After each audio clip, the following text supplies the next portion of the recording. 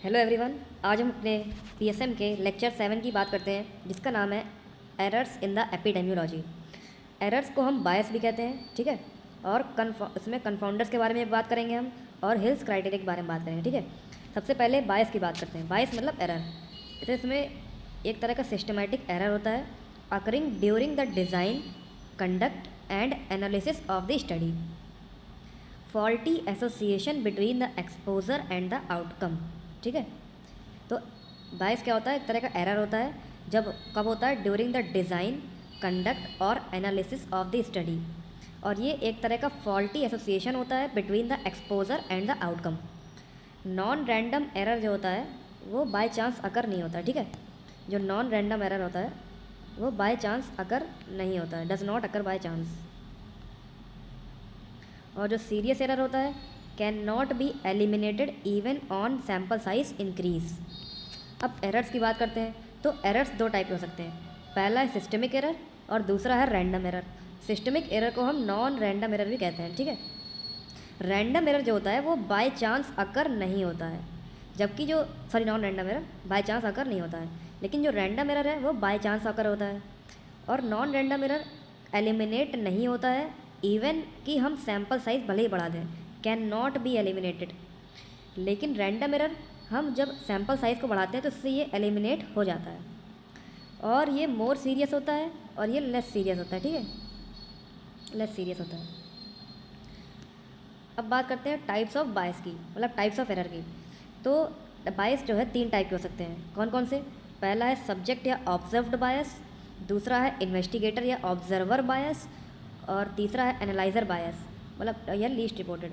Main तो ये तीन होते हैं, ठीक है। लेकिन एक कुछ अदर बायस में भी आते हैं, दो, पैगमेलियन बायस और गोलेम बायस, ठीक है। मतलब मेन तो तीन ही होते हैं। सब्जेक्ट बायस, इसको हम ऑब्जर्व्ड बायस ही बोलते हैं, और इन्वेस्टिगेटर बायस, इसको हम ऑब्जर्वर बायस भी बोलते हैं, और तीसरा है एनालाइजर बायस। अब बात करते हैं कि सब्जेक्ट बायस में क्या कौन कौन से बायस आते हैं। पहला है रिकॉल बायस, हॉथरॉन बायस, रिपोर्टिंग बायस और नॉन रिस्पॉन्स बायस। रिकॉल बायस, हॉथरॉन बायस, रिपोर्टिंग बायस और नॉन रिस्पॉन्स बायस। और इन्वेस्टिगेटर में फर्दर थ्री टाइप्स के होते हैं, सिलेक्शन बायस, इंटरव्यूअर बायस और इंफॉर्मेशन या ऑब्जर्वेशन या मिस क्लासिफिकेशन बायस।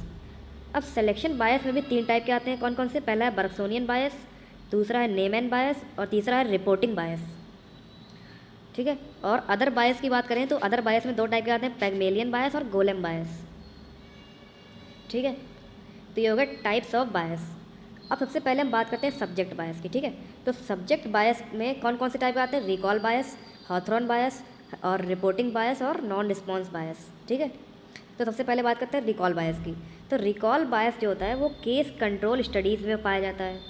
याद करिए, केस कंट्रोल स्टडी में हमने पढ़ा था कि रिकॉल बायस यहाँ पर पाया जाता है, ठीक है। यहाँ पर करते हैं हम, एरर होता है एक तरह का। और differential recall capacities of cases and controls, और रेट्रोस्पेक्टिव कोहर्ट स्टडी में ये मिनिमल होता है, ठीक है। रिकॉल बायस रेट्रोस्पेक्टिव में मिनिमल होता है। फिर दूसरे की बात करें हॉथरॉन बायस, तो हॉथरॉन बायस किस में पाया जाता है? कोहर्ट स्टडी में। याद करो, कोहर्ट स्टडी में हमने डिसएडवांटेज बताया था कि दो टाइप के बायस होते हैं, हॉथरॉन बायस और एट्रिशन बायस। तो हॉथरॉन बायस जो होता है कोहर्ट स्टडी में पाया जाता है, और जो कि उसका सबसे मतलब डिसएडवांटेज होता है, ठीक है। इसमें होता क्या है कि जो सब्जेक्ट होता है वो अपने बिहेवियर को मॉडिफाई कर लेता है ऑन बीइंग मॉनिटर्ड। जैसे फॉर एग्जांपल कोई स्मोकर है, ठीक है, तो हमने उसको मॉनिटर किया, तो उसको फिर काउंसलिंग की उसकी, और उसे समझाया कि स्मोकिंग जो है इंजूरियस होती है हेल्थ के लिए, तो उसने स्मोकिंग को क्विट कर दिया, ठीक है, टेम्परली। तो उससे क्या हुआ कि हमारा जो आउटकम था वो अफेक्ट हो गया। मतलब हम जो सोच रहे थे कि इस आदमी को CVD हो सकता या एस्थमा वगैरह हो सकता था, वो हो सकता है ना हो उसे, मे बी हो भी सकता हो। तो इससे क्या हुआ, हमारा जो आउटकम था अफेक्ट हो गया। तो ये आगे हमारे आउटकम में एरर, तो इसलिए हम इसे बोलते हैं हॉथरॉन बायस।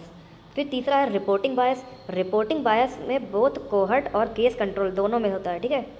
ओवर और under report of the condition, अगर ओवर रिपोर्ट या अंडर रिपोर्ट हो जाए कंडीशन तो उसको बोलते हैं स्टिग्मेटाइजेशन। क्या बोलते हैं? स्टिग्मेटाइजेशन। फिर चौथा है नॉन रिस्पॉन्स बायस। नॉन रिस्पॉन्स बायस में क्या होता है कि जो सब्जेक्ट होता है वो चूज़ करता है, choose not to enrol in the study even after being selected. मतलब किसी सब्जेक्ट को हम सेलेक्ट करते हैं और उसे हम स्टडी करने चाहते हैं, तो अगर वो सब्जेक्ट अगर चाहे तो वो मना भी कर सकता है कि मैं अपने ऊपर एक्सपेरिमेंट नहीं करवाऊंगा या रिस्पांस नहीं करवाऊंगा, ठीक है। High non response rate to questionnaires error if non responders differ significantly from the responders. अगर नॉन रिस्पॉन्डर जो है डिफ़र कर रहे हैं रिस्पॉन्डर से, तब जाकर एरर आ जाता है, ठीक है। तो ये 4 टाइप के हो गए सब्जेक्ट बायस में, रिकॉल बायस, हॉथरॉन बायस, रिपोर्टिंग बायस और नॉन रिस्पॉन्स बायस, ठीक है। रिकॉल बायस, हॉथरॉन बायस, रिपोर्टिंग बायस और नॉन रिस्पॉन्स बायस। नॉन रिस्पॉन्स बायस समझ गए कि यहाँ पर जो सब्जेक्ट होता है वो चाहे तो स्टडी में इनरोल नहीं हो सकता है इवन आफ्टर बीइंग सेलेक्टेड, ठीक है। फिर हम बात करते हैं सेकंड इन्वेस्टिगेटर बायस की। इन्वेस्टिगेटर बायस में 3 टाइप के हमने पढ़े थे। पहला था सिलेक्शन बायस, दूसरा है इंटरव्यूअर बायस और तीसरा है ऑब्जर्वेशनल बायस या मिस क्लासिफिकेशन बायस या इसी का नाम हो गया है इन्फॉर्मेशन बायस। अब बात करते हैं कि सिलेक्शन बायस। सिलेक्शन बायस में 3 टाइप के आते हैं। पहला है बर्गसोनियन बायस, दूसरा है नेमैन बायस, फिर तीसरा है रिपोर्टिंग बायस। अब बर्गसोनियन में क्या होता है, डिफरेंट हॉस्पिटल एडमिशन रेट्स। ये hospital based control study design है, ठीक है। अगर कहीं पर भी आ जाए hospital based case control study design, तो तुम क्या बताओगे, बर्गसोनियन बायस। इसमें बर्गसोनियन एरर होता है, ठीक है। Studied only in the hospitals, not the true representation of the population. ये ट्रू रिप्रेजेंटेशन नहीं देता है पॉपुलेशन का। और अगर हमें एलिमिनेशन करना है बायस का, तो हम क्या करते हैं, सेलेक्ट करते हैं केस को from different hospital with different conditions. यानी अगर हमें बायस को एलिमिनेट करना है तो हम अलग अलग हॉस्पिटल से अलग अलग कंडीशन के पेशेंट को सेलेक्ट करेंगे, ठीक है। और समझ आया, बर्गसोनियन बायस जो होता है वो हॉस्पिटल एडमिशन बायस होता है। यहाँ पर हम different hospital admission rates check करते हैं और ये हॉस्पिटल बेस्ड कंट्रोल डिज़ाइन है और ये केवल स्टडी होता है कहाँ पर, हॉस्पिटल में। और ये ट्रू रिप्रेजेंटेशन नहीं होता है पॉपुलेशन का। और अगर हमें इसे एलिमिनेट करना है तो हम डिफरेंट हॉस्पिटल से डिफरेंट कंडीशन वाले पेशेंट को सेलेक्ट करते हैं, ठीक है। फिर दूसरा आता है नेमैन बायस। नेमैन बायस को हम प्रेवलेंस बायस भी बोलते हैं। और जैसे very ill and very healthy are excluded from the study. जो बहुत ही बीमार हैं और जो बहुत ही हेल्दी हैं, इनको हम एक्सक्लूड कर देते हैं स्टडी से। और इसका कॉज क्या होता है, differential mortality rates in the both groups. इसका कॉज क्या होता है, differential mortality rate in the both groups. अब इसमें 2 सिनेरियोज होते हैं, elimination of deceased patient, demised patients. Demised क्या होता है कि जो बहुत ही लेस सीवियर दिख रहा है, उसको एलिमिनेट करते हैं। और दूसरा है एलिमिनेशन ऑफ रिकवर्ड पेशेंट्स, तो डिसीज़ लुक्स मोर सीवियर। अगर हम डिमाइज्ड पेशेंट्स को अगर रिमूव कर रहे हैं, इसका मतलब क्या है कि डिसीज़ लेस सीवियर है। और अगर रिकवर्ड पेशेंट को एलिमिनेट कर रहे हैं तो इसका मतलब क्या है, डिसीज़ मोर सीवियर है, ठीक है। अभी आगे क्वेश्चन आएंगे तो उसमें आपको पहचानना है कि कौन से टाइप का बायस है इसमें। अगर इसे एलिमिनेट करना है तो using the incidence case rather than the prevalent case. अगर हमें नेमैन बायस को एलिमिनेट करना है तो हम इंसिडेंट केस मतलब न्यू केसेस को ज़्यादा लेंगे देन एग्जिस्टिंग केसेस को, ठीक है। प्रेवलेंट मतलब एग्जिस्टिंग केसेस। रिपोर्टिंग बायस की बात करें तो यहाँ पर क्या होता है, investigators report only that data which give the favourable findings, ठीक है। यहाँ पर हम केवल उन्हीं डेटा को रिपोर्ट करेंगे जहाँ से हमें फेवरेबल फाइंडिंग्स मिल सकती है, तो उसको बोलते हैं रिपोर्टिंग बायस, ठीक है। आई होप समझ में आया होगा। अब बात करते हैं सेकंड की, तो इसका नाम है इंटरव्यूअर बायस। इंटरव्यूअर बायस में क्या होता है कि through leading questions to get the favourable answer. यहाँ पर हम लीडिंग क्वेश्चंस करते हैं, किस लिए, फेवरेबल आंसर पाने के लिए। इंटरव्यू का मतलब ये होता है कि क्वेश्चन आंसर करना, और ये केस कंट्रोल स्टडी में करते हैं, ठीक है। फिर तीसरा है ऑब्जर्वेशनल या मिस क्लासिफिकेशन या इन्फॉर्मेशन बायस। ये इनएक्यूरेट मेजरमेंट होता है या क्लासिफिकेशन ऑफ डिसीज़ होता है, एक्सपोजर और अदर वेरिएबल्स, ठीक है। इनएक्यूरेट मेजरमेंट और क्लासिफिकेशन ऑफ डिसीज़, एक्सपोजर और अदर वेरिएबल्स। तो ये हो गए कौन कौन से 3 टाइप के बायस सिलेक्शन में, मतलब सिलेक्शन बायस, इंटरव्यूअर बायस और ऑब्जर्वेशनल बायस। सिलेक्शन में 3 टाइप के थे, बर्गसोनियन बायस जो कि हॉस्पिटल वाले से रिलेटेड होता है, नेमैन बायस इसमें डिफरेंट मॉर्टेलिटी रेट को इसमें हम देखते हैं, और यहाँ पर एलिमिनेट करना है तो इसमें इंसिडेंट केस को मोर यूज़ करेंगे देन प्रेवलेंट केसेस। और रिपोर्टिंग बायस में क्या होता है, इन्वेस्टिगेटर केवल उन्हीं डेटा को रिपोर्ट करता है जहाँ से हमें फेवरेबल फाइंडिंग्स मिल सकती है। फिर दूसरा आता है इंटरव्यूअर बायस। यहाँ पर हम लीडिंग क्वेश्चंस करते हैं जिससे कि हमें फेवरेबल आंसर मिल सके, और ये केस कंट्रोल स्टडी में करते हैं। और तीसरा है ऑब्जर्वेशनल बायस या मिस क्लासिफिकेशन बायस या इन्फॉर्मेशन बायस। यहाँ पर हम इनएक्यूरेट मेजरमेंट या क्लासिफिकेशन ऑफ डिसीज़ का करते हैं, एक्सपोजर करते हैं डिसीज़ का और अदर वेरिएबल्स, ठीक है। फिर हम बात करते हैं अदर बायस की। अदर बायस में जैसे रिसर्चर बायस या इन्वेस्टिगेटर बायस, तो इसमें क्या होता है, पब्लिकेशन बायस। पहला कौन सा है, पब्लिकेशन बायस, दूसरा है पैगमेलियन बायस, तीसरा है गोलेम बायस। अब पब्लिकेशन बायस की अगर हम बात करें तो ये रिपोर्ट करता है मोर पॉजिटिव फाइंडिंग्स और लेस निगेटिव रिजल्ट। मतलब मोर पॉजिटिव फाइंडिंग्स को रिपोर्ट करता है जिससे कि जो रिजल्ट होता है वो लेस नेगेटिव होता है। और इसमें 2 टाइप के आते हैं, कौन कौन से, सिस्टमिक रिव्यू और मेटा एनालिसिस। और यहाँ पर फनल प्लॉट होता है, ठीक है, मतलब ये मोर पॉजिटिव फाइंडिंग्स को रिपोर्ट करता है जिससे कि लेस नेगेटिव रिजल्ट आते हैं। और इसमें 2 टाइप के होते हैं बायस, सिस्टमिक रिव्यू और मेटा एनालिसिस, मतलब एडवांस स्टडी डिज़ाइन होते हैं ये दोनों। एडवांस्ड स्टडी डिज़ाइन में पढ़े थे हमने, सिस्टमिक रिव्यू और मेटा एनालिसिस, ठीक है। तो इसमें क्या होता है, पब्लिकेशन बायस। फिर दूसरा आता है पैगमेलियन बायस। इसमें क्या होता है, increase the motivation by the teacher, जिससे कि स्टूडेंट का परफॉर्मेंस बढ़ जाता है, increased effect, not a true representation. यहाँ पर क्या होता है कि मोटिवेशन मिलने से क्या होता है, स्टूडेंट का परफॉर्मेंस बढ़ जाता है, इफेक्ट बढ़ जाता है उसका, और ये ट्रू रिप्रेजेंटेशन नहीं होता है। फिर तीसरा है गोलेम बायस। गोलेम बायस में क्या होता है कि motivation is proportional to performance, motivation proportional होता है परफॉर्मेंस के, और ठीक है, और decrease the motivation by the teacher decrease the student performance, इसलिए इसको क्या बोलते हैं, डिक्रीज्ड इफेक्ट बोलते हैं, और ये भी ट्रू रिप्रेजेंटेशन नहीं है। मतलब पैगमेलियन का जस्ट उल्टा है गोलेम, ठीक है। यहाँ पैगमेलियन में मोटिवेशन टीचर के द्वारा मिल रहा है जिससे स्टूडेंट का परफॉर्मेंस बढ़ रहा था, और गोलेम में मोटिवेशन कम कर दे रहा है टीचर जिससे कि स्टूडेंट का परफॉर्मेंस कम हो जा रहा है। और पैगमेलियन इंक्रीज्ड इफेक्ट था, यहाँ पर डिक्रीज्ड इफेक्ट है, और दोनों ही ट्रू रिप्रेजेंटेशन नहीं होते हैं। अब बात करते हैं टेक्निक्स टू रिमूव बायस। अगर हमें बायस को रिमूव करना है तो कौन कौन सी टेक्निक है जिसको हम यूज़ करते हैं। तो पहला है सिंगल बाइंडिंग, दूसरा है डबल बाइंडिंग, और तीसरा है ट्रिपल बाइंडिंग। 3 टाइप की बाइंडिंग होती है बायस को रिमूव करने के लिए। तो सिंगल बाइंडिंग की अगर बात करें तो यहाँ पर क्या होता है, जो सब्जेक्ट होता है ऑब्जर्व्ड, वो अनअवेयर होता है इंटरवेंशन से, मतलब क्या चल रहा है उससे अनअवेयर होता है। फिर दूसरा है डबल ब्लाइंडिंग। यहाँ पर जो सब्जेक्ट होता है जो कि ऑब्जर्व्ड होता है, और इन्वेस्टिगेटर जो कि ऑब्जर्वर होता है, ठीक है, दोनों ही अनअवेयर होते हैं इंटरवेंशन से, और ये most common form of blinding होती है। सिंगल में क्या था, केवल सब्जेक्ट अनअवेयर था इंटरवेंशन से, बट डबल में क्या होता है, सब्जेक्ट और इन्वेस्टिगेटर दोनों ही अनअवेयर होते हैं इंटरवेंशन से। फिर बात करते हैं ट्रिपल बाइंडिंग की।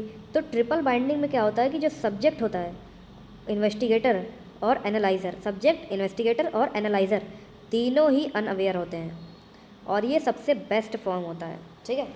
सबसे बेस्ट फॉर्म तो क्या होता है, ट्रिपल बाइंडिंग, लेकिन मोस्ट कॉमन फॉर्म क्या होता है, डबल बाइंडिंग। अब बात करते हैं कन्फाउंडर्स की। कन्फाउंडर्स हमें पता है क्या होते हैं, ये वो होते हैं कि कोई अगर हमें स्टडी डिज़ाइन करनी है तो हम एक्सपोजर आउटकम को लेते हैं और कन्फाउंडर्स को एलिमिनेट कर देते हैं, जैसे कि एज हो गया, और उसका मतलब एज हो गया, एसोसिएशन हो गया, सेक्स हो गया, ठीक है। तो ये सब कन्फाउंडर्स होते हैं।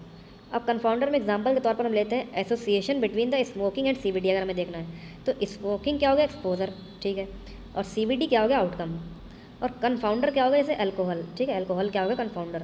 तो हमें कन्फाउंडर को एलिमिनेट करना रहता है, alcohol associated with the both smoking and CBD.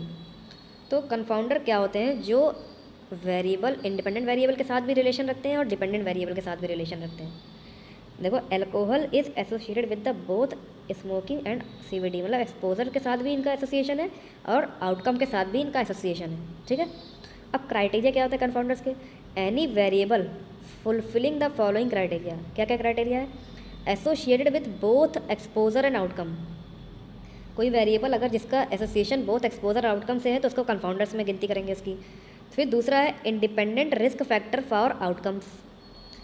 तीसरा है distributed unequally between the two groups, ये अनइक्वली डिस्ट्रीब्यूट होना चाहिए 2 ग्रुप्स के बीच में, किसी को ज़्यादा किसी को कम। फिर चौथा है बोथ नोन एंड अननोन को फाउंडर्स प्रेजेंट, मतलब नोन और अननोन दोनों कन्फाउंडर्स यहाँ पर प्रेजेंट होते हैं। तो ये कुछ क्राइटेरिया हैं जिनको अगर फुलफिल करेगा कोई भी वेरिएबल तो वो कन्फाउंडर्स कहलाएगा, ठीक है। एग्जाम्पल्स क्या हैं, role of alcohol in aetiology of the oesophageal cancer. जैसे तो अगर अल्कोहल की वजह से इसोफेजियल कैंसर हो रहा है तो ये क्या हो गया, एक्सपोजर, और ये हो गया हमारा आउटकम, और यहाँ पर कन्फाउंडर क्या है, स्मोकिंग। दूसरा है study relationship between the steroid contraceptive and the breast cancer. Steroid contraceptive क्या हो गया, एक्सपोजर, और ब्रेस्ट कैंसर क्या हो गया, आउटकम, ठीक है। और यहाँ पर कन्फाउंडर क्या होगा, एज। फिर तीसरा है association between the coffee drinking and heart disease. तो कॉफ़ी ड्रिंकिंग क्या हो गया, एक्सपोजर, हार्ट डिसीज़ क्या हो गया, आउटकम, और टोबैको यूज़ जो होता है वो कन्फाउंडर हो गया। फिर चौथा है association of physical activity with heart disease. तो एज क्या हो गया, कन्फाउंडर, ये एक्सपोजर या आउटकम, और एज क्या हो गया, कन्फाउंडर, ठीक है। तो हमने क्या क्या देखा कि कंफाउंडर्स क्या होते हैं, जिनका एसोसिएशन दोनों के साथ होना चाहिए, एक्सपोजर आउटकम के साथ, और ये independent risk factor for outcomes, और ये इक्वली डिस्ट्रीब्यूट होने चाहिए, सॉरी अनइक्वली डिस्ट्रीब्यूट होने चाहिए बिटवीन टू ग्रुप्स, और यहाँ पर नोन और अननोन कंफाउंडर्स दोनों प्रेजेंट होते हैं, ठीक है। अब कंफाउंडर्स के डिसएडवांटेजेस क्या होते हैं। पहला है faulty interpretation of study outcomes. Faulty interpretation of study outcomes affect the internal validity of the study, ठीक है। ये हो गए इसके डिसएडवांटेजेस। अब बात करते हैं टेक्निक्स टू एलिमिनेट द कंफाउंडर्स। क्या क्या टेक्निक्स है जिससे हम कंफाउंडर्स को एलिमिनेट कर सकते हैं। तो पहली टेक्निक है रैंडमाइजेशन, स्ट्रेटिफाइड रैंडमाइजेशन। ये सबसे बेस्ट टेक्निक होती है, ठीक है, बेस्ट, और ये एलिमिनेट्स करती है बोथ नोन एंड अननोन कंफाउंडर्स। क्या बोलते हैं, रैंडमाइजेशन। दूसरी है रेस्ट्रिक्शन। रेस्ट्रिक्शन वाली कहाँ पर जो है यूटिलिटी होती है, कोहर्ट स्टडी में हम यूज़ करते हैं रेस्ट्रिक्शन को, ठीक है, जिससे कि हम कंफाउंडर्स को एलिमिनेट कर सकें। फिर तीसरा है मैचिंग। मैचिंग जो होती है वो केस कंट्रोल स्टडी में यूज़ होती है। याद करो वहाँ पर हमने 4 स्टेप पढ़े थे, सिलेक्शन, मैचिंग, फिर उसके बाद उसका एक्सपोजर, सिस्टमिक ऑफ एक्सपोजर, फिर उसके बाद लास्ट में एनालिसिस एंड इंटरप्रिटेशन, ठीक है।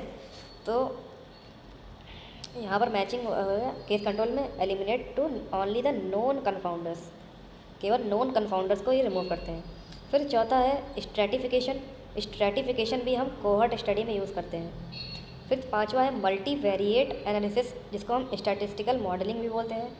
तो ये रिग्रेशन मॉडल्स होते हैं, मल्टीपल को फाउंडर्स यहाँ पर एलिमिनेट होते हैं, और ये भी बेस्ट मेथड होता है, ठीक है। फिर उसके बाद बात करें स्टैंडर्डाइज मेथड की।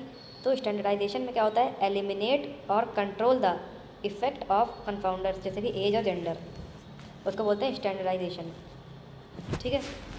अब बात करते हैं इफेक्ट मॉडिफायर की। इफेक्ट मॉडिफायर क्या होते हैं, which modify the exposure of effect on outcome. मतलब ये एक्सपोजर का जो इफेक्ट होता है आउटकम में, उसका मॉडिफाई कर देते हैं। या तो ये एग्रीवेट कर सकते हैं, मतलब बढ़ा सकते हैं, या डिक्रीज़ कर सकते हैं, घटा सकते हैं। जैसे एग्जांपल के तौर पर अगर हम बात करें एक्सरसाइज एक्सरसाइज क्या करता है, ये डिक्रीज़ करता है effect of smoking on the lung cancer outcome. मतलब किसी पर्सन को अगर हम कहें कि वो एक्सरसाइज करे और वो सिगरेट स्मोकिंग करता था पहले, तो अगर वो एक्सरसाइज भी करेगा तो उसका जो लंग कैंसर का जो चांस है वो धीरे धीरे कम हो जाएगा, ठीक है। तो मतलब ये जो एक्सपोजर का इफेक्ट था आउटकम पे वो डिक्रीज़ हो गया, तो इसको बोलते हैं इफेक्ट मॉडिफायर। और दूसरा क्या है, माल न्यूट्रिशन। माल न्यूट्रिशन क्या करता है, increase the impact of exposure, जैसे कि high bilirubin on outcome brain damage. ये इम्पैक्ट को बढ़ा देता है आउटकम के ऊपर, ठीक है। High bilirubin with mall nutrition aggravates the effect of high bilirubin on the brain damage, ठीक है। अगर ब्रेन डैमेज हो रहा है बिलिरुबिन की वजह से, तो और माल न्यूट्रिशन है तो ये और इंक्रीज़ हो जाएगा इसकी वजह से, ठीक है। फिर बात करते हैं कॉजेलिटी एंड एसोसिएशन की। तो कॉजेलिटी क्या होती है और एसोसिएशन क्या होता है। एसोसिएशन क्या होता है, दो factors occurring more often together then expected by chance. मतलब दो फैक्टर आपस में कैसे जुड़े होते हैं, अकर होते हैं more than expected by chance. इसको हम मेज़र करते हैं, एसोसिएशन मेज़र कैसे करते हैं एसोसिएशन को, कोहर्ट स्टडी से और केस कंट्रोल स्टडी से। कोहर्ट स्टडी में हम रिलेटिव रिस्क पढ़ते हैं और केस कंट्रोल में ऑड्स रेशियो पढ़ते हैं। याद करो हमने पढ़ा था। रिलेटिव रिस्क क्या होते हैं, incidence of the disease in exposed upon incidence of the disease in non exposed, ठीक है। और ऑड्स रेशियो क्या था कि क्रॉस रिलेशन कर देना ना, A B upon C D, A D upon C B. और कॉजेलिटी को अगर मेज़र करना है उसके लिए क्या क्राइटेरिया है, हिल्स क्राइटेरिया, ठीक है। अगर कॉजेलिटी को मेज़र करना है उसके लिए हिल्स क्राइटेरिया है। अब एग्जांपल के तौर पे, क्वेश्चन के तौर पे बात करें तो, ठीक है,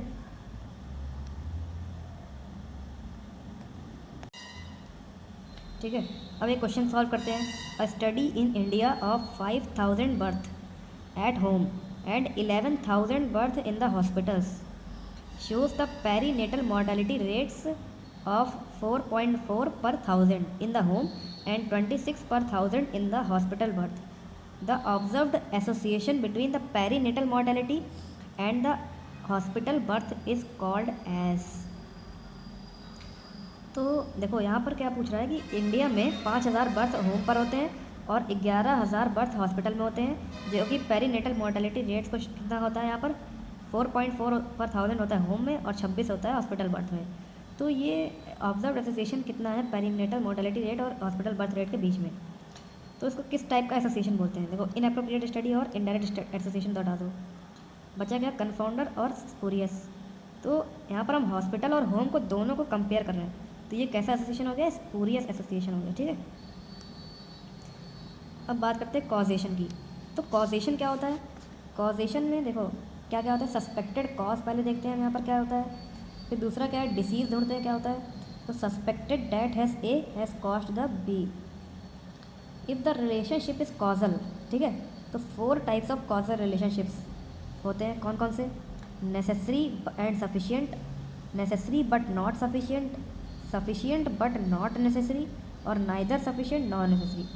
मतलब नेसेसरी है एंड सफिशिएंट दोनों है, नेसेसरी है लेकिन सफिशिएंट नहीं है, सफिशिएंट है लेकिन नेसेसरी नहीं है, और ना ही सफिशिएंट है ना ही नेसेसरी है। ठीक है, अब बात करते हैं एक को पढ़ते हैं डिटेल में। पहला है नेसेसरी एंड सफिशिएंट। यहाँ पर फैक्टर क्या होता है? Both necessary and sufficient producing the disease. Without that factor disease never develops the factor in necessary. Presence of that factor disease always develops. और इसे HIV फॉर एड्स। मतलब यहाँ पर डिसीज़ और नॉन नेसेसरी या सफिशिएंट दोनों मिल disease produce करते हैं। ठीक है, फिर दूसरा है नेसेसरी बट नॉट सफिशिएंट। यहाँ पर each factor is necessary but not sufficient to cause the disease. मतलब यहाँ पर हर फैक्टर जो है नेसेसरी होता है लेकिन वो अकेले सफिशिएंट नहीं होता कि वो डिसीज़ कॉज कर पाए। जैसे माइकोबैक्टीरियम ट्यूबरक्लोसिस, तो जैसे माइकोबैक्टीरियम ट्यूबरक्लोसिस में केवल MTB ही सफिशिएंट नहीं होता TB कॉज करने के लिए, कुछ अदर फैक्टर्स भी रिक्वायर्ड होते हैं डिसीज़ कॉज करने के लिए। जैसे यहाँ पर एड्स था, तो एड्स में केवल HIV जो होता है वो नेसेसरी भी होता है और सफिशिएंट भी होता है एड्स कॉज करने के लिए। बट नेसेसरी नॉट सफिशिएंट में क्या होता है? MTB for TB। मतलब कि जो माइकोबैक्टीरियम ट्यूबरक्लोसिस होता है वो नेसेसरी तो होता है बट सफिशिएंट नहीं होता अकेले कि वो TB कॉज कर पाए। तो मल्टीपल फैक्टर्स और भी रिक्वायरमेंट होते हैं जिससे कि TB हो सके। अब एग्जाम्पल्स की बात करें अदर, तो कार्सिनोजेनेसिस, इसमें मल्टी स्टेज प्रोसेस होती है, ये इन्वॉल्व करती है बोथ इनिशिएशन एंड प्रमोशन। और कैंसर की अगर बात करें तो कैंसर में जो प्रमोटर होता है वो must act after the initiator is act. ठीक है, प्रमोटर जो है must act after the initiator has acted. Initiator और a promoter alone can not produce the cancer. Initiator और प्रमोटर अकेले कैंसर प्रोड्यूस नहीं करता है। ठीक है, समझ में आई बात? मतलब कैंसर होने के लिए सबसे पहले प्रमोटर एक्ट करेगा, उसके बाद इनिशिएटर करेगा, तब जाकर कैंसर होता है। ठीक है, फिर तीसरी बात करते हैं sufficient but not necessary. A factor alone can produce the disease but so can other factor that are acting alone. तो यहाँ पर क्या होता है कि फैक्टर सफिशिएंट होता है डिसीज़ के लिए बट वो नेसेसरी नहीं होता है। यानी एग्जांपल के तौर पर बात करें, आइदर रेडिएशन एक्सपोजर और बेंजीन एक्सपोजर, इससे क्या होता है? ल्यूकेमिया हो जाता है, ल्यूकेमिया। ठीक है, दूसरा है cancer does not develop in everyone who has experience the radiation और बेंजीन एक्सपोजर।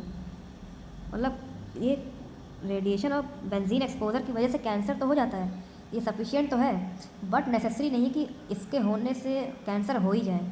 यानी बहुत लोग को रेडिएशन का एक्सपोजर होता है, बहुत लोग को बेंजीन का एक्सपोजर होता है, बट ऐसा नहीं कि सब में कैंसर हो जाता है। ठीक है, although both factors are not needed other co factors probably are, thus the criteria of sufficient is rarely met by the single factor. ठीक है, अब फिर चौथे की बात करें तो नाइदर सफिशिएंट नॉर नेसेसरी। इसमें क्या होता है, जो फैक्टर होता है ये ना तो सफिशिएंट होता है ना ही नेसेसरी होता है डिसीज़ करने के लिए। जैसे complex model most accurately present the causal relationship that appropriate in most chronic disease, जैसे NCDs। ठीक है, आई होप समझ में आया होगा। 4 टाइप के थे, कौन कौन से? नेसेसरी एंड सफिशिएंट, जो नेसेसरी भी हो सफिशिएंट भी हो, जैसे कि HIV फॉर एड्स। HIV जो है नेसेसरी भी होता है, मतलब उसी की वजह से एड्स होता है, और सफिशिएंट भी होता है अकेले कि उसको कोई अदर फैक्टर्स की रिक्वायरमेंट नहीं होती है। दूसरा है नेसेसरी बट नॉट सफिशिएंट, यहाँ पर जैसे माइकोबैक्टीरियम ट्यूबरक्लोसिस फॉर TB। यहाँ पर माइकोबैक्टीरियम ट्यूबरक्लोसिस नेसेसरी तो होता है, मतलब उसके बिना TB नहीं हो सकता, बट वो अकेले सफिशिएंट भी नहीं होता है क्योंकि उसको कुछ अदर फैक्टर्स की भी रिक्वायरमेंट होती है। तीसरा है सफिशिएंट बट नॉट नेसेसरी, जैसे कि रेडिएशन एक्सपोजर और बेंजीन एक्सपोजर। तो ये सफिशिएंट तो होते हैं मतलब डिसीज़ कैंसर कॉज करने के लिए, बट नेसेसरी नहीं होते हैं, क्योंकि ज़रूरी नहीं कि हर पर्सन को रेडिएशन एक्सपोजर या बेंजीन एक्सपोजर से कैंसर हो ही जाए। चौथा है नाइदर सफिशिएंट नॉर नेसेसरी। इसमें जो फैक्टर होते हैं वो ना तो पूरी तरीके से सफिशिएंट होते हैं, ना ही नेसेसरी होते हैं डिसीज़ कॉज करने के लिए, ठीक है। अब बात करते हैं हिल्स क्राइटेरिया की। हिल्स क्राइटेरिया किसने दिया था? सर ब्रैडफर्ड हिल्स ने। और इसमें मोस्ट इम्पॉर्टेंट क्या होता है? टेम्पोरलिटी। ये कॉज करता है प्रिसीडिंग इफेक्ट को, जैसे smoking can leads to the lung cancer. और best study to establish the temporality, अगर इस्टेब्लिश करना है तो कोहर्ट स्टडी होती है बेस्ट स्टडी, ठीक है। और लीस्ट इंपॉर्टेंट क्या होता है यहाँ पर? स्पेसिफिसिटी। लीस्ट इंपॉर्टेंट क्या होता है? स्पेसिफिसिटी। मतलब क्या होता है? सिंगल एक्सपोजर से सिंगल आउटकम मिलता है, ठीक है। Example, smoking can lead to lung cancer, possible but not true. तीसरा है biological plausibility, supported by pathogenesis in our body, जैसे smoking causes the inflammation of lungs parenchymal tissues. चौथा है consistency of the findings, findings are repeatable, replicable और reproducible, मतलब similar settings देखने को मिलती है यहाँ पर। पांचवा है coherence of association, researchers support each others findings. छठा है सेसेशन ऑफ द एक्सपोजर, मतलब एक्सपोजर को स्टॉप कर दो, यानी स्मोकिंग को स्टॉप कर दो, जिससे कि जो चांस ऑफ लंग कैंसर है वो डिक्रीज हो जाए। सातवां है डोज रिस्पॉन्स रिलेशनशिप, मतलब जैसे जैसे हम डोज को बढ़ाते जाएंगे वैसे वैसे जो चांस ऑफ आउटकम है वो इंक्रीज़ हो जाएगा। जैसे अगर हम स्मोकिंग को बढ़ा दें तो लंग कैंसर के चांस जो है वो और बढ़ जाएगा। आठवां है स्ट्रेंथ ऑफ एसोसिएशन, जो केस कंट्रोल स्टडी है उसमें क्या करते हैं? ऑड्स रेशियो और कोहॉर्ट स्टडी में रिलेटिव रिस्क, तो ये स्ट्रेंथ एसोसिएशन को स्ट्रेंथ को बताता है। जैसे ऑड्स रेशियो में हमने देखा था कि रेशियो को बताता है स्ट्रेंथ ऑफ एसोसिएशन को, कि डिसीज़ कितना में है कितना में नहीं है, दोनों के रेशियो को बताता था। और कोहॉर्ट स्टडी भी बताता था, ठीक है। और इसमें अगर हमने पढ़ा था कि ऑड्स रेशियो अगर 1 से ज़्यादा है या 1 के बराबर है या 1 से कम है तो क्या क्या होता था? 1 से ज़्यादा है तो मतलब पॉजिटिव एसोसिएशन और यहाँ पर रिस्क फैक्टर प्रेजेंट है, और अगर 1 से कम है तो 1 के बराबर है तो नो एसोसिएशन, और अगर 1 से कम है तो नेगेटिव एसोसिएशन, या मतलब यहाँ पर क्या मतलब रिस्क फैक्टर एब्सेंट है, ठीक है, पॉजिटिव फैक्टर प्रेजेंट है यहाँ पर। फिर उसके बाद हमने एक्सपेरिमेंट रिलेटिव रिस्क में भी देखा था कि जो है 1 रिलेटिव रिस्क में भी सेम था, मोर देन 1, इक्वल टू 1 और लेस देन 1, ठीक है। फिर उसके बाद लास्ट में आता है एक्सपेरिमेंट, तो ये रैंडमाइज्ड कंट्रोल ट्रायल्स। इसको हमने एक्सपेरिमेंटल वाले स्टडी डिज़ाइन में पढ़ा था, 3 था ना, randomised control trial, field trial और कम्युनिटी ट्रायल्स, तो ये एक्सपेरिमेंटल में आ गया, ठीक है। तो आज के लिए इतना ही, आई होप आपको समझ में आया होगा। अब कुछ MCQ सॉल्व कर लेते हैं। पहला है systematic error in the determination of disease between the exposure and disease is termed as. तो सिस्टमैटिक एरर की बात कर रहे हैं, किसको क्या बोलते हैं? बायस। ये तो सिंपल बायस की डेफिनेशन है, ठीक है। दूसरा है recall information bias is unlikely to affect the cohort studies because, जो रिकॉल बायस होता है, इन्फॉर्मेशन बायस, वो unlikely to affect the studies because data collection is prospective, large number of a subject is usually included, और exposure is usually determined prior to disease occurrence, और actual relative risk can be determined. तो हमने याद करो recall बायस में क्या देखा था कि जो एक्सपोजर था वो डिटरमाइन कर रहे थे डिसीज़ से पहले, ठीक है। तो यानी इसका आंसर क्या हो जाएगा? C।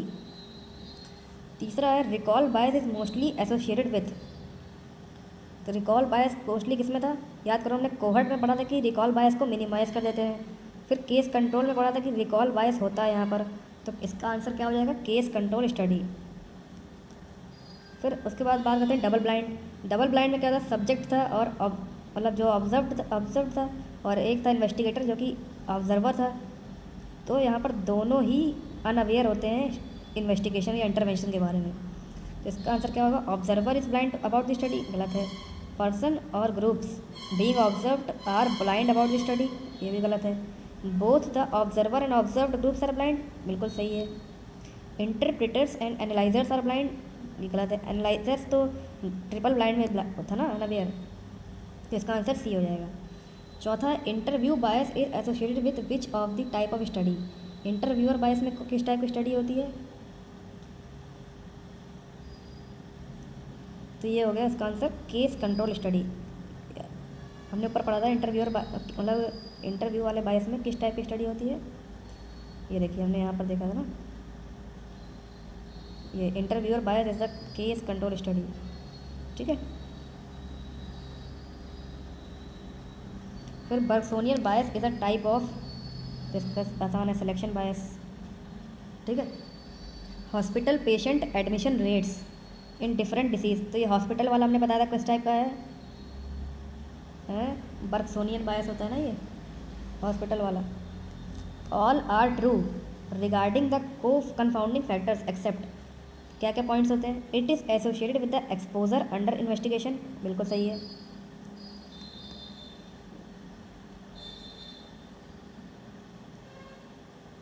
It is distributed equally in control groups, ये बिल्कुल गलत है, अनइक्वली होता है। It is associated both with exposure and disease, बिल्कुल सही है। It is related to the matching in a case control study, बिल्कुल सही है। केस कंट्रोल में याद करो मैचिंग से बताया था हमने, ठीक है। तो यहाँ पर देखिए ये पहले ऑप्शन अगर हम देखें तो इट इज़ एसोसिएटेड एक्सपोजर, तो यहाँ पर ओनली टर्म कहीं नहीं लिखा है, तो अगर ओनली टर्म नहीं लिखा है तो ये सही हो सकता है, ठीक है। तो इसका आंसर बी ही होना चाहिए।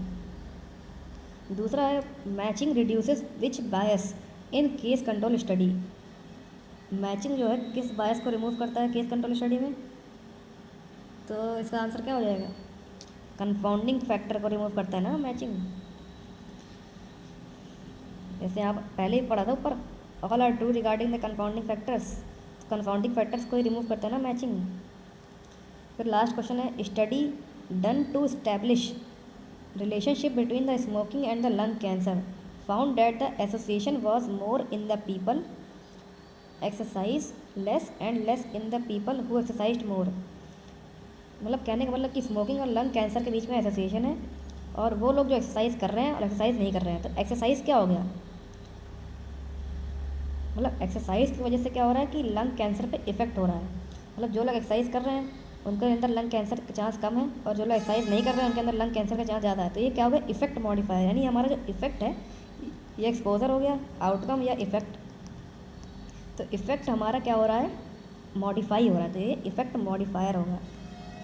आप में से बहुत लोग कंफाउंडिंग फैक्टर सोच रहे होंगे, बट ये कंफाउंडिंग फैक्टर नहीं, इफेक्ट मॉडिफायर है, ठीक है। इससे हमारा इफेक्ट मॉडिफाई हो गया, ठीक है। तो आज के लिए इतना ही, आई होप आपको समझ में आया होगा सब कुछ। Please like and subscribe my channel, आप में से जो लोग नए हैं वो हमारे चैनल को सब्सक्राइब कर लीजिए, और जो लोगों ने फॉलो किया है वो हमारे अपडेट्स के लिए टाइम टू टाइम हमारे चैनल को विजिट करते रहिए, ठीक है। और प्लीज़ हमारे चैनल पे फीडबैक दे दिया करिए कि आपको कैसा अच्छा लगा, और हमारे वीडियोस में जो भी कमी हो आप उसे कमेंट बॉक्स में लिख दीजिए, उसे हम कोशिश करेंगे कि नेक्स्ट वीडियो से हम उसे सुधार लें। Thank you so much, bye bye.